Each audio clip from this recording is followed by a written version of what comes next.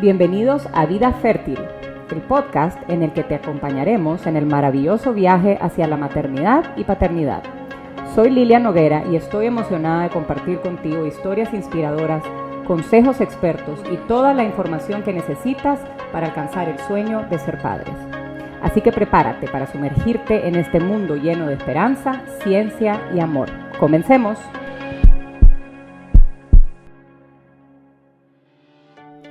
Bienvenidos a Vida Fértil. Hoy vamos a hablar sobre una de las técnicas más utilizadas y más avanzadas de la reproducción asistida, la fecundación in vitro o FIV. Seguramente algunos de ustedes más de alguna vez se han preguntado qué es una FIV, qué es una fecundación in vitro, cómo se realiza, qué pasa en el laboratorio, qué siente una mujer o qué siente el hombre durante un ciclo de FIV. Y eso es lo que vamos a abordar el día de hoy, desde la parte técnica hasta las emociones que puede sentir una mujer durante un ciclo de FIV. Y por supuesto vamos a abordar también creencias comunes que no necesariamente son reales. Así que ya sea que tú no hayas quedado embarazada, padezcas de infertilidad, ya te han dicho que necesitas una técnica de reproducción asistida, conoces a alguien que está padeciendo de infertilidad o simplemente quieres conocer un poquito más sobre esta técnica, este podcast es para ti. Hoy estamos aquí con la doctora Griselda Ramírez de Matamoros. Ella es la directora médica de la TID Fertility Center. Es ginecóloga, especialista en infertología y además es embrióloga. Bienvenida, Griselda. Hola, gracias. Pues qué bonito tema has escogido ahora para hablar. Sí, o sea, realmente este es como la técnica estrella y hay mucha gente que todavía no la conoce a fondo y hay mucha gente que cree cosas que no son. Así que hoy estamos aquí para que todos sepamos la verdad sobre una fecundación in vitro. Y qué mejor manera de empezar que nos cuentes qué es exactamente una FIV y cómo se diferencia una fecundación in vitro de otras técnicas de reproducción asistida. Bueno, como sus siglas lo dicen, FIV es fecundación in vitro. ¿Qué quiere decir eso? Que todo lo que tiene que hacer una parte del aparato reproductivo en la mujer, lo hacemos nosotros en el laboratorio. Muchas veces nos confunden la fecundación in vitro con la inseminación artificial y hay pacientes que nos dicen la inseminación in vitro y eso es algo que tenemos que separar. Inseminación artificial es una técnica de baja complejidad que nosotros vamos a poder utilizar, pero cuando es una paciente candidata con una buena reserva, con unas buenas trompas, que las trompas de falopio, que es una de las partes del útero, que forman parte del útero y del aparato reproductor femenino, tienen que hacer el acto de la fecundación. Pero la fecundación in vitro ya no interviene en las trompas. Entonces, esa es la gran diferencia porque la parte que las trompas hacen de manera natural, por decir así, nosotros lo practicamos en el laboratorio. Y eso es para mujeres que ya tienen precisamente problemas en las trompas. La fecundación in vitro va a darse en pacientes que son arriba de 38 años, en pacientes de baja reserva, pacientes jóvenes con baja reserva, pacientes jóvenes que han tenido cirugías en el aparato reproductor femenino, antecedentes de mujeres que han tenido embarazos ectópicos, pacientes que tienen mala calidad de semen, porque por factor masculino también se hace la fecundación in vitro. ¿Y cuáles son, así en general, los pasos de una fecundación in vitro? Bueno, la fecundación in vitro va por diferentes pasos. Primero decir que tiene una duración de aproximadamente 14 a 19 días desde el primer día de su regla. El primer paso es la estimulación ovárica, que nosotros vamos a estimular a la paciente con el segundo o tercer día de menstruación. Nosotros vamos a empezar a colocar medicamentos en la paciente para que todos los folículos que tengamos en este mes sean los que vamos a estimular y crecer. El segundo paso se llama punción ovárica o extracción de los ovocitos. Extraemos los óvulos del cuerpo de la mujer para poderlos procesar para fecundar. El tercer paso es la fecundación, que es cuando nosotros vemos si hay fecundación, si se unió el material genético materno y paterno. El cuarto paso es el desarrollo embrionario, porque necesitamos saber si hay embriones. Y el quinto paso es la transferencia embrionaria, transferir el bebé al útero materno. Hay un sexto paso que no todos los pacientes lo eligen, que es cuando se le va a hacer la biopsia al embrión para saber si no trae ninguna anormalidad genética.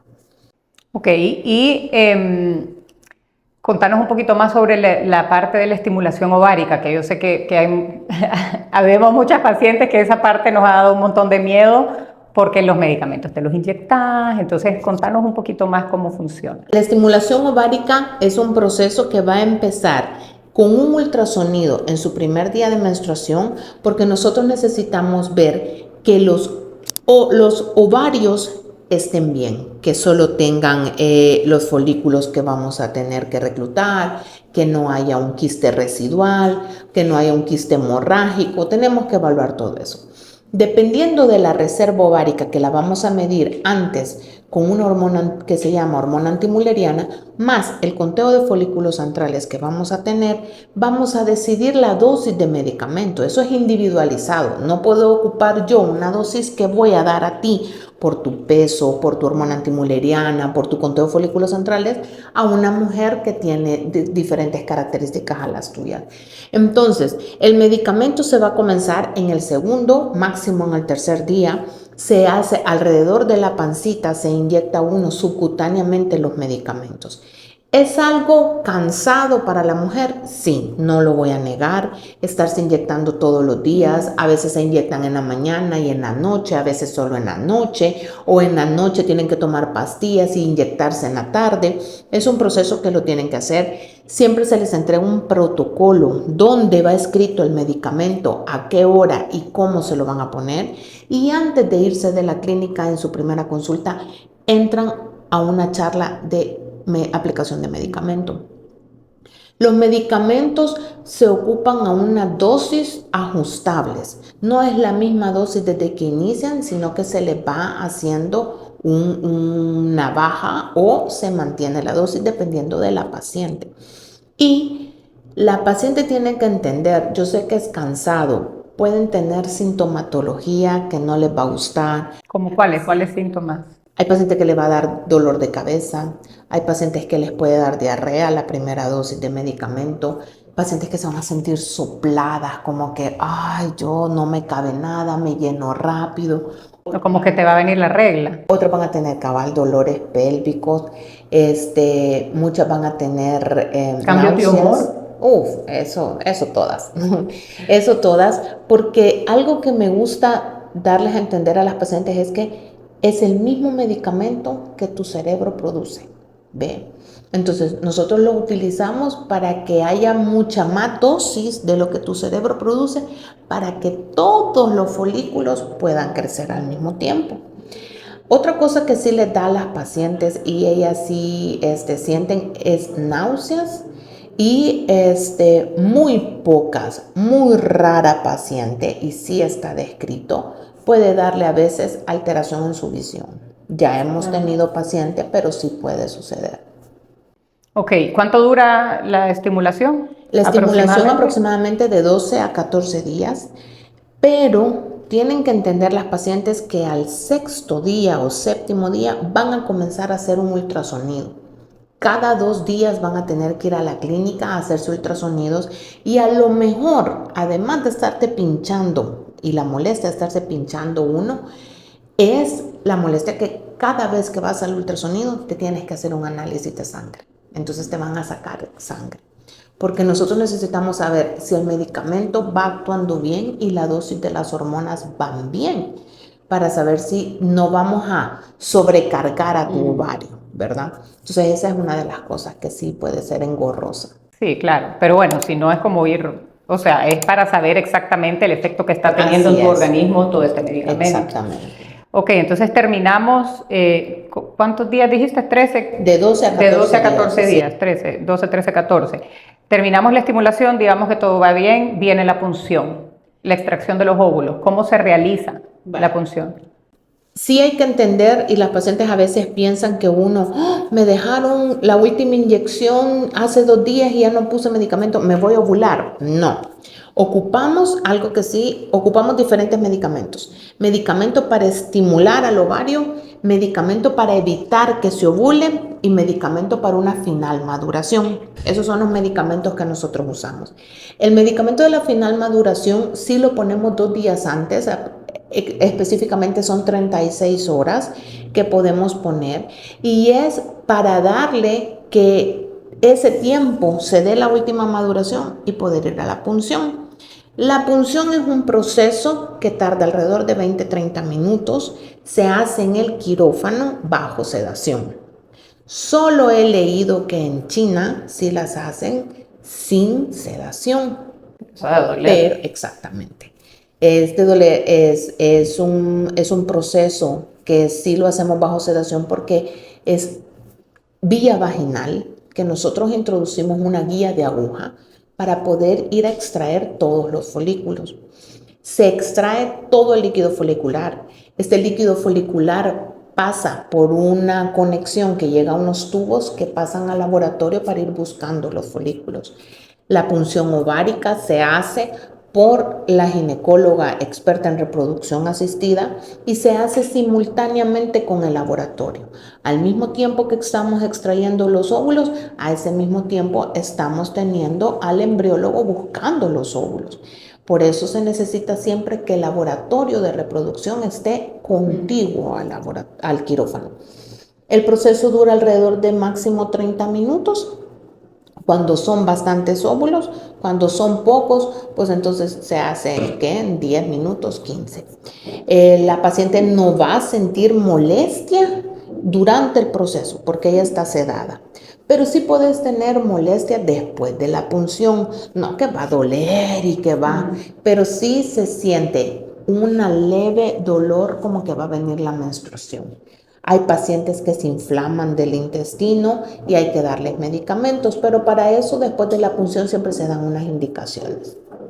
Ok, ¿y esto generalmente te incapacitan 1 o 2 días? No, solo el día del procedimiento de la extracción de óvulos va a tener que pedir permiso la paciente en su trabajo.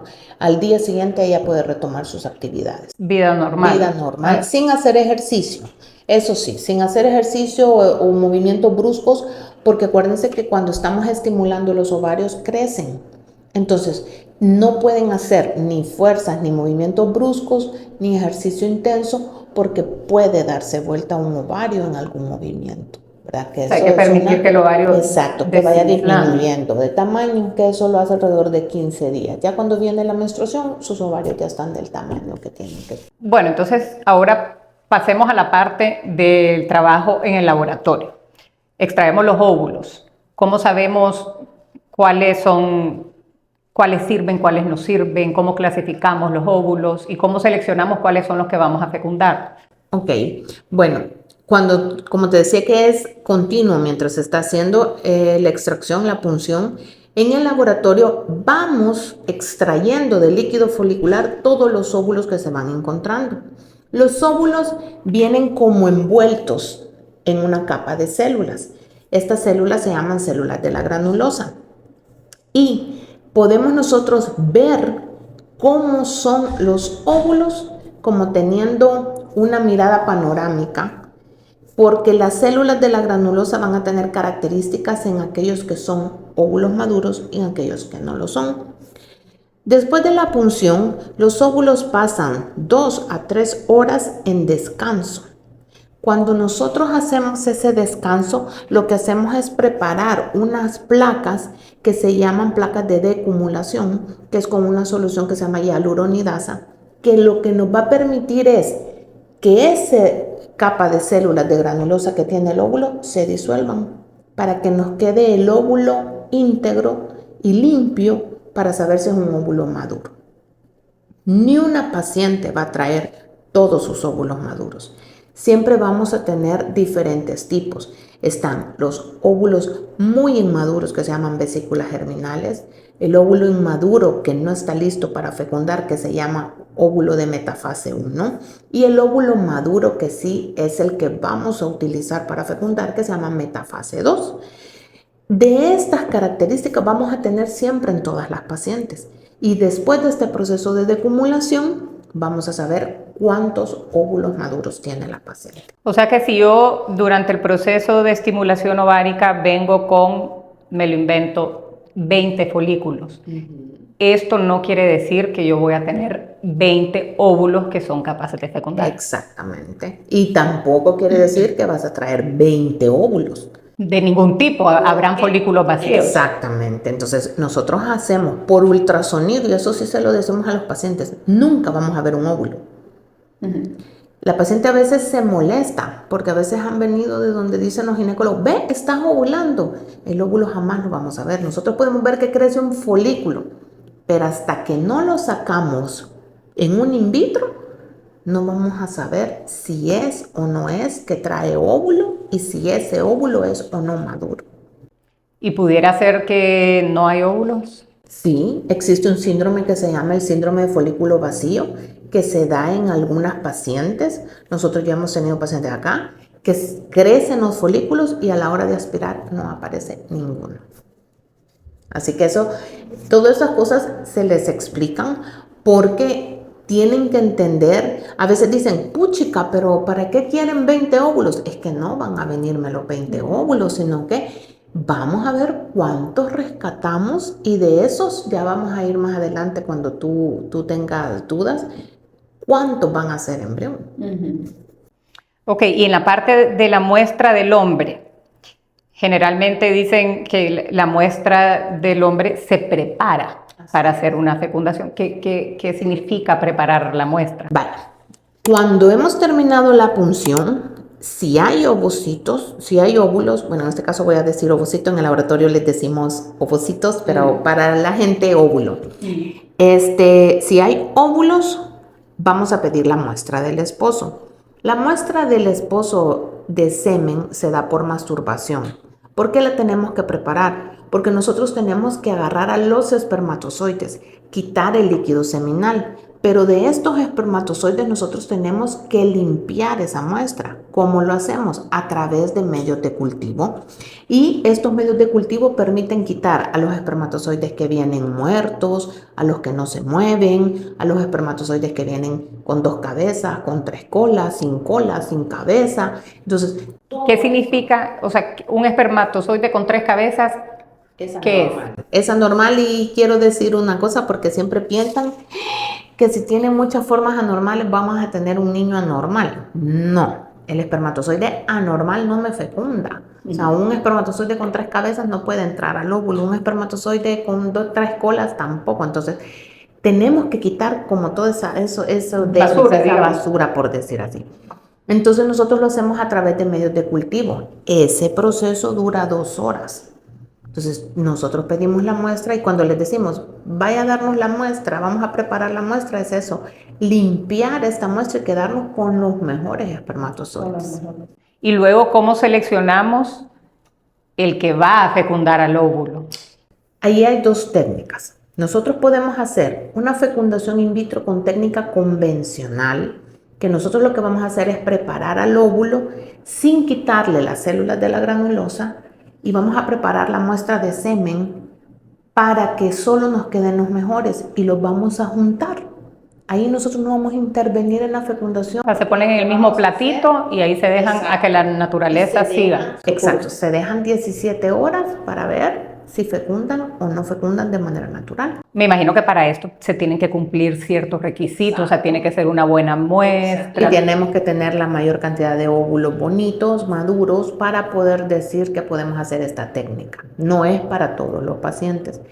Y esta es la técnica que más común se está usando porque tenemos mala cantidad de espermas, mala calidad seminal, mala cantidad de óvulos. Entonces, se ocupa la técnica de ICSI. En la técnica de ICSI sí pasamos por ese proceso para saber cuál óvulo es maduro, porque vamos a inyectar solo los maduros, ¿ve? Entonces, hoy por hoy, pues gracias a toda la parte de tecnología, se utiliza en la TID una técnica con un sistema de inteligencia artificial que se llama SID, que este sistema de inteligencia artificial como mapea al espermatozoide y dice cuál es el espermatozoide normal. Y con eso nosotros lo agarramos con una aguja y lo microinyectamos al óvulo. para que podamos hacer la fecundación. Después de ese proceso se meten a la incubadora 17 horas. Pero ojo, no quiere decir que porque yo le metí al esperma va a fecundar. Necesito saber si este óvulo va a aceptar a este esperma. Por eso 17 horas después lo vemos. Explícanos un poquito ese proceso de selección natural que se da. O sea, porque así como mencionamos de que no todos los folículos contienen un óvulo y que no todos los óvulos van a ser de la metafase 2, que son los que podemos fecundar, de igual manera podemos decir que no todos los óvulos metafase 2 que fecundamos se van a convertir en un embrioncito. Exactamente. ¿Qué sucede ahí? La cosa es que por eso nosotros siempre le decimos a la paciente, necesitamos una cantidad determinada de óvulos para poder generar embriones. Las normas, en uno de los últimos estudios que se hizo, se pide que se tengan de 12 a 15 óvulos para poder generar un embrión sano. Podemos generar muchos embriones, pero no pueden ser sanos. Pero para generar un embrión sano necesitamos esa cantidad. ¿Y qué es lo que sucede? Vamos a poner un ejemplo que de 15 óvulos me han fecundado 10. Estos 10 óvulos que fecundaron van a pasar por un desarrollo que se llama el desarrollo del óvulo, el desarrollo embrionario. Ya el óvulo fecundado con el esperma van a empezar a dividirse en células. Desde el día 0 hasta el día 3 de desarrollo embrionario que han pasado en la incubadora, quien les va a ayudar es la genética materna y la genética paterna, que ayuda a que se dividan las células. Pero en el día 3 hay algo que se llama activación del genoma embrionario, o como yo a veces se los explico a ellos, es como que despierta el bebé, ¿verdad? Y dice, bueno, ya me ayudó mi mamá, ya me ayudó mi papá, hoy yo tengo que continuar. Entonces, en ese día, muchos embriones que no tienen esa capacidad de activarse se van a bloquear. Entonces, de 10 que me habían fecundado, a día 3 no me van a llegar 10. A día 3 capaz me llegan 6. Y de estos 6 que se me despertaron, que se activó el genoma, capaz van 4.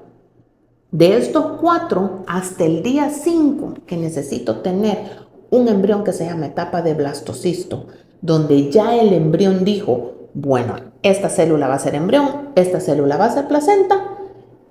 Entonces, en esa etapa de embrión de día 5 no van a llegar todos. De seguro de estos 4 que pudieron pasar de día 3 hasta día 5, yo logro tener 2. Y con esos 2 embriones voy a trabajar. Entonces, es una selección natural, que es así como pasa, que nosotros ovulamos un ovulito mensual. Y si este tiene la oportunidad de fecundarse, o fecunda, o hay pacientes que dicen, tuve prueba positiva, pero después sangré. Puede ser que empezó el desarrollo, pero se bloqueó. O, puchica, íbamos todo bien, se implantó, comenzó a crecer, pero no hubo embrión. Porque también un saco anembriónico. Exacto. O sea, ese embrión no venía bien. Entonces, esas patologías que nos pasan una vez, hay pacientes que las viven una vez, otra vez, otra vez. Entonces, eso es lo mismo que nosotros vemos en un reclutamiento natural de tantos óvulos. Claro, lo que pasa es que no nos damos cuenta en la mujer que quedó embarazada de manera natural y después tuvo una pérdida, pero es exactamente el mismo proceso, solo que lo estamos trasladando, lo podemos ver pero es exactamente eso, el bebé que no logró progresar y que tuviste esa pérdida, es ese embrioncito que no continuó. Exactamente. Entonces, esa parte es bien importante porque a veces piensan que porque tuve 20 óvulos voy a tener 20 embriones. No, si es que se necesitan. Por eso yo siempre digo, gracias a Dios los hombres tienen cada 3 días poder notar una muestra seminal, pero la mujer es una vez al mes. Y por eso es lo que hacemos es reclutar lo que el ovario tenía destinado para ese mes y que dijo, bueno, yo voy a elegir. Pues nosotros lo que hacemos es elegir todo el pool y hagámoslo crecer. Y claro, en una mujer con baja reserva ovárica son menos los folículos, exacto, digamos, que podemos reclutar en un ciclo. Son menos óvulos que nos salen, menos óvulos de buena calidad, menos óvulos que fecundan, podemos llegar a tener un embrión por lo menos o ninguno, que es cuando nos suceden los casos que a veces teníamos 6, fecundamos y nada. Sí, pero hay que ver para atrás si es una baja reserva, si es paciente con endometriosis o si son pacientes con ovario poliquístico, pueden darnos miles de óvulos, muchos, y son de mala calidad. O sea, ya sabemos que pasar por estos procesos, además de que físicamente es desgastante, también emocionalmente puede ser pesado, digámoslo así. ¿Hay algún tipo de ayuda psicológica o emocional que se recomienda paralelo a estos procedimientos? Sí, el pasar por un proceso de reproducción asistida de entrada es chocante, porque es algo que te imaginas que va a pasar naturalmente y no te sucedió así. Sí, el apoyo psicológico es fundamental y nosotros por eso siempre les decimos a las pacientes que tienen a nuestro psicólogo ahí a la mano para que agenden cita, porque es más llevadero. O sea, no decimos que porque vamos a una consulta nos vamos a sentir de lo más normal. No, sí se siente raro, sí se siente extraño estar en un proceso, porque hoy por hoy aquí en el país, y espero que en algún día se quite ese tabú de que es algo anormal, y no es Como anormal. que uno está loco. Exacto. Sí. Y el ir con el psicólogo para que nos ayude a llevar eventos que en nuestra vida pueden ser difíciles solo con nosotros mismos y con nuestras propias fuerzas, es lo mejor, ¿verdad? Entonces, sí tenemos el apoyo psicológico en la TID. Qué bueno. Yo he escuchado a algunas personas que piensan que los medicamentos que se utilizan para la estimulación ovárica pueden causar cáncer. ¿Qué opinas sobre eso? Sí, muchas veces los pacientes nos dicen, pero eso me va a dar cáncer. No, la dosis que nosotros ocupamos en reproducción asistida son dosis mínimas y sí son recomendadas tanto por la Asociación Americana de Oncología o con alguna también la Asociación Europea de Oncología, porque son dosis que se pueden ocupar, incluso las ocupamos en pacientes que se han recuperado de cánceres estrógenos dependientes. Ok. ¿Y es verdad que una mujer cuando se somete a una FIV envejece más rápido o se le acaban sus óvulos? No. Uno, no envejecemos más rápido. Dos, nuestro ovario no vamos a... Hay gente que pregunta que la menopausia nos va a dar antes. Ajá. Y no es eso. Porque lo que nosotros hacemos es todos aquellos óvulos que van a morir este mes porque se reclutó el único naturalmente, a todos esos los rescatamos y los hacemos crecer. El siguiente mes tu ovario va a reclutar nuevamente. Nosotros no nos vamos a hacer acelerarte una menopausia o acelerarte que se te acaben, pero lo que sí hacemos es recuperar los que dijo el ovario este mes. Bueno, vino la regla, ahí te van. 100, me lo invento. Cuando vos como para ponerlo así en palabras no médicas, cuando vos te haces un ultrasonido, vemos 8 folículos de un lado, 7 folículos del otro lado. Eso es lo que naturalmente en este ciclo tu cuerpo va a dar independientemente de que te estimules o no. O sea, aunque de eso solo va a seleccionar uno, naturalmente. Entonces, y los otros se te van a morir. Exacto, pero esos se van de todas maneras. Entonces, con este medicamento lo que haces es agarrar esos 8 y esos 7 que naturalmente están ahí, los estimulas para que todos crezcan. Así es. Entonces no es que estás gastando de más, estás gastando lo que naturalmente gastaras todos los meses. Exactamente. Muy bueno saber eso, porque cualquier persona podría creer que lo que estamos haciendo es como apareciendo nuevos folículos. No, y adelantándolos y se me van a acabar. Por eso, gastando nuevos que no deberíamos de estar gastando. Es, pero no. Ok. ¿Cuánto es la tasa de éxito de un ciclo de FIV? O sea, ¿realizarse una FIV significa un embarazo seguro? ¿O cuáles son las tasas de éxito de un ciclo de fecundación in vitro? Vamos a depender porque se va a individualizar.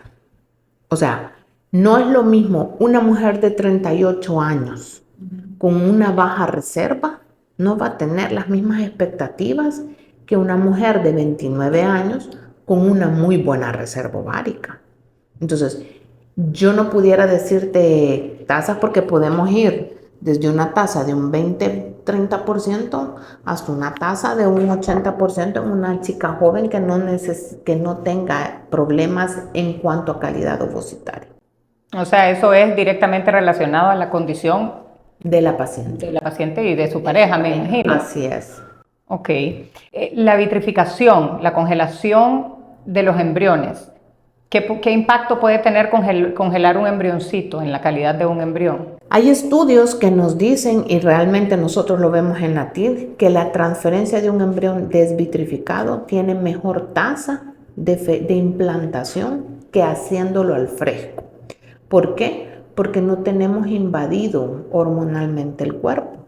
La tasa de recuperación de supervivencia de los embriones es de un 98%, así que sí es muy bueno.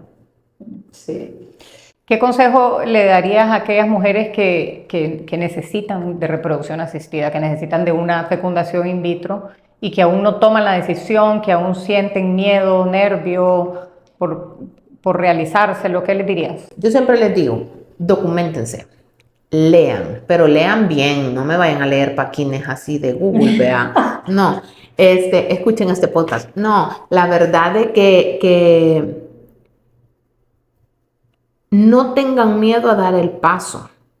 Sí, lo que sí tal vez les recomiendo yo es que evalúen todo lo que es su necesidad económica, porque es algo que sí tienen que tener una implicación económica, pero también a nivel emocional no va a ser fácil llevar la inyectada de todos los medicamentos, los ultrasonidos que hacemos, las sacadas de óvulo, esperar si tenemos embriones o no, da nervios. Emocionalmente da aflicción, dudas, no sé si voy a lograrlo y nos vamos a plantear, pero por eso el apoyo psicológico es importante. Sí sugiero yo que se animen siempre y cuando en su corazón lo deseen realmente, porque si lo van a hacer solo por hacerlo, ni el mejor tratamiento les va a funcionar. Y tal vez yo le agregaría a eso que ya cuando uno tiene al bebé enfrente, a uno se le olvida. Es lo más divino, sí. A uno se le olvida las inyecciones. Desde que tenés la prueba positiva. Pues sí. Bueno, pero ahí empieza otro tipo de nervio, Ajá. otro tipo de como miedito. Bueno, igual cuando nacen uno vive con miedos y cosas, pero el punto es que se te olvidan todas las dificultades, todo lo duro que fue. Es un proceso y así como ven ustedes otros procesos en la vida que se tienen que pasar y que a veces son dolorosos, este proceso puede ser engorroso, puede ser emocionalmente duro, pero como dice Lilia, cuando lo tenés en tus brazos es una felicidad inexplicable y cuando lo ves todos los días, pues ni te acordás. Ya se te olvidó. Bueno, y para cerrar, ¿qué consejo le podrías, de repente nos escuchan algunos médicos, qué consejo les darías a esos médicos que pudieran encontrarse con una paciente con problemas de fertilidad? Sí, a los médicos actualícense, vayan a todas nuestras charlas de médicos que damos nosotros la TID, pero también no le hagan perder el tiempo a su paciente. Cuando vean una paciente, siempre, yo les digo, siempre manden hormona antimuleriana. Hormona antimuleriana baja, refieran inmediatamente a un centro de reproducción. Eso es lo más importante porque le estamos ayudando a la paciente a no perder la oportunidad de lograr ser padres. Sí, como siempre decimos en fertilidad, el tiempo es oro. Así es. Cada día somos un poquito menos fértiles, así que dejar el tiempo pasar es lo peor que podemos hacer, ¿verdad? Así es. Bueno, les agradecemos mucho por escucharnos hasta acá. Ya saben que nuestra labor y nuestra tarea es educarlos, empoderarlos para que tomen decisiones informadas sobre su futuro reproductivo. La que quiera ser mamá y no pueda realizar su sueño, ya saben, nos pueden buscar, pueden hacer su cita en redes sociales, en la página web o en nuestro número de teléfono que lo pueden encontrar en todos nuestros perfiles de redes sociales. La que quiera ser mamá algún día y no quiere ser mamá todavía, pero sí tiene ese sueño para más adelante, pueden preservar su fertilidad. Y si ustedes quieren que nosotros abordemos algún tema en específico, nos lo dejan en los comentarios. Muchas gracias. Gracias. Llegamos al final de otro episodio de Vida Fértil.